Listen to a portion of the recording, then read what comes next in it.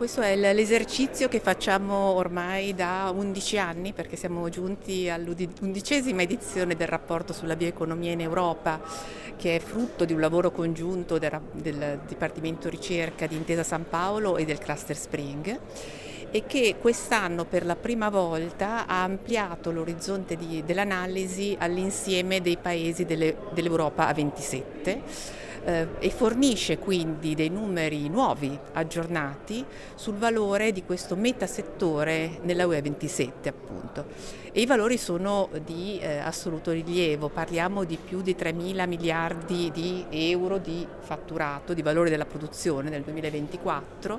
e di un numero di addetti di 17 milioni di addetti, quindi numeri di assoluto rilievo nel contesto europeo. Se vogliamo dare, oltre ai valori assoluti che hanno un peso importante, ma ancora di più diventano rilevanti se li confrontiamo col totale dell'economia,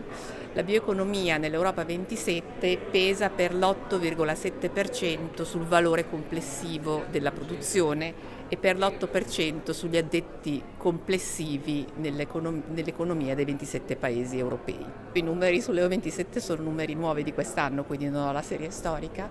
Per l'Italia diciamo che il settore è sicuramente un settore in progressiva